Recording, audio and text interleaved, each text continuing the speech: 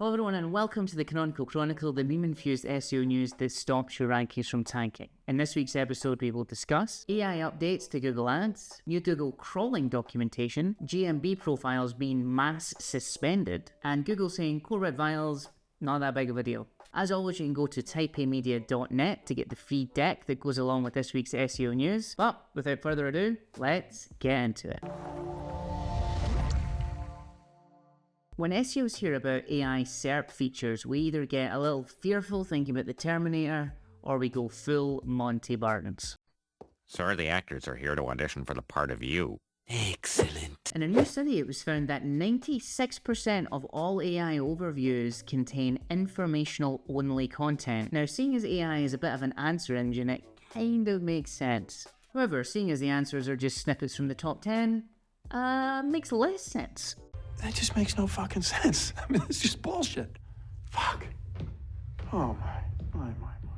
The interesting thing about this study was not the fact that 96% of the links were informational, it was how the AI decided on the intent around the links. For example, an SEO on Twitter actually questioned the intent of some of the keywords in the study, particularly for the keyword car accident lawyers New York. Now that keyword is definitely a transactional term, not informational. However, the author actually clarified what was going on. Although the search query the person was typing in was indeed transactional, the links that the AI had summarized all came from informational content. Now this is interesting for a couple of reasons. Firstly, the AI is giving reasons as to why it thinks the top lawyers should be in this overview. And if we look at the reasons it's using, it's things like the compensation they've won, the years they've been in business, their terms of business. What do all of these things have in common? Well, they're EEAT signals that are being used. The age of AI promises to usher in untold advancement and achievements for the human species. But until then, we're going to use it to sell things. I want you to sell your socks off. I want you to sell it. It's all about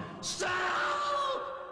This week, Google announced a bunch of new AI tools inside of Google Ads, and usually I massively take the piss out of marketing people that use AI, but these are actually some pretty impressive updates. In particular, they've rolled out AI image editing for all campaigns, not just Performance Max campaigns. So now you've got an AI image editor inside of Google Ads for search campaigns, demand gen, merchant center, you name it. But what's really cool is you can give it a bunch of sample images and then your brand guidelines, and it will go away and just create brand new images for your ads that are perfectly on brand. It's definitely a sign of where the industry is going, but there is a bunch of very serious problems with using this technology. If you're going to be selling something based on an image that's been completely doctored by AI, that's technically misrepresentation, or as the Advertising Standards Authority would call it, false advertising. Also, as an advertiser, if you go like really hardcore on all of your AI imagery for all of your advertising, what's going to happen when the user actually gets that final product and they're like, oh, this is not what the image looked like? Kind of like when you go to McDonald's at 3 o'clock in the morning and point at that burger and you get this thing that looks nothing like the image. Look at this sorry, miserable, squashed thing. Can anybody tell me what's wrong with this picture? So what will probably happen is you're going to get a lot of complaints, and more importantly, you're going to get a lot of requests for refunds. So just remember, AI is a tool, it's not the be-all and end-all. Tread very carefully and use responsibly. Sometimes as an SEO, Google loves nothing more than to put our heads on the chopping block. With their heads! And this time they've got Google My Business profiles in their crosshairs, having suspended loads, and I mean loads based on the forums, of GMB accounts. Diving deeper, it seems that there's 3 categories in particular that they've completely suspended. 1 is personal injury lawyers, 2 is skip hire or dumpster hire if you're American, and 3 is garage doors or garage doors, again if you're American. This has been corroborated by Ben Fisher over on X, who has given us a blow-for-blow account of everything as it was being suspended in real time. Full Twitter thread is available in the description, and if I was to posit as to why all of these accounts are suddenly being suspended, I can't speak about these specific GMB profiles that have been suspended. However, in general, over-optimization tends to get you suspended very quickly. What I mean by that, if you've got a business that has multiple areas and you set up lots of GMB profiles for those areas, that'll get you suspended. If you keyword stuff inside of the business name, that'll get you suspended. If you put a bunch of categories in there that are not really related to what you do, then that'll get you suspended. Ultimately, if you do anything that's classed as manipulation, that will get you suspended. Google do this really great video series called SEO Made Easy, and it's hosted by Googler Martin Splitt. So in the most recent video, they're talking about site performance and how to make your website faster. It's a great video, it's an excellent resource, but I had to smile a little bit when I heard the good old Google party line come in there front and center in the video. Google search always seeks to show the most relevant content. But all kidding aside, Martin provides some really good information in that video to make your site faster. And it can be boiled down to three main things. Reduce JavaScript, avoid unnecessary redirects, and optimize your images. So if you're speaking to web developers right now that think it's a good idea to make a brochure site out of Angular or React, just forward on that video. If you are not working on the technical aspects of your site, feel free to share this with your developers as well. The other interesting thing is, throughout the video, they actually really downplayed the importance of site speed as a ranking factor, and this is something that Barry Schwartz from Search Engine Roundtable has really been reporting on for quite a long time.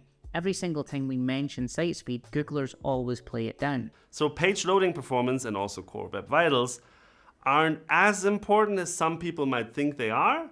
They are not irrelevant though, but do not over-focus on these things. So the question remains, is making a fast site good for SEO and should we bother? Well, yeah, of course, like not just for SEO, but for your conversion rate. If you get a fast site, people buy more things from you. But ultimately, if you're doing like a tech audit and a big part of it is like getting a great Core Web Vitals score, there is like a million other things to do before you even remotely care about looking at Core Web Vitals. So if you've got a perfectly optimized website, absolutely focus on that. If not, probably don't. This week, SEOs have taken to Twitter to report very strange spikes in product snippet impressions inside of their Search Console accounts. The spike is so mysterious that I think there's really only one person that can get to the bottom of it. Dooby dooby doo, where are you? We got some work to do now. The reason why it's so mysterious is because product snippets are not showing up in search, and some of them don't even have schema on the site that would actually put a product snippet into the SERP itself. So why is this happening? It's likely a bug. The exact same thing happened back in May, and John Miller has already came out on Twitter and said the following. It does look like a bug on our side in Search Console reporting. Once we know more and ideally have fixed it, we'll add an annotation in Search Console and an entry in the data anomalies page. There you go. Mystery solved. When Google tests something new in the SERPs, there is always an SEO person out there with their binoculars waiting to tell everyone about it. And this test is no different. So Google have been found to be testing something called recent post carousels. Essentially what they're doing is taking user-generated content and putting it at the top of the SERP in a kind of carousel, and it's things like videos and forums and things like that are brand new posts related to the query. So maybe in the future, if you do a search for a really hot fashion item, maybe Google will start surfacing videos from influencers just like this. Derelict!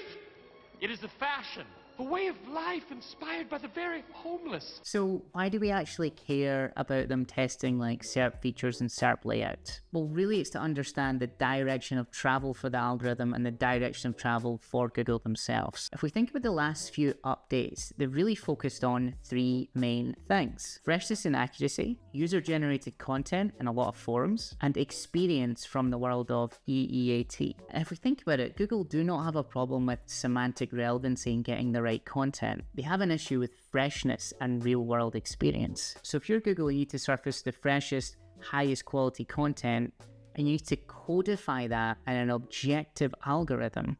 What do? You use the collective knowledge of an end user, or to put in SEO parlance, the E in EEAT, experience. We hope you've enjoyed this week's Canonical Chronicle experience. As always, the deck is available at typeamedia.net. Please do subscribe if you found it useful, and until next time, we'll see you later.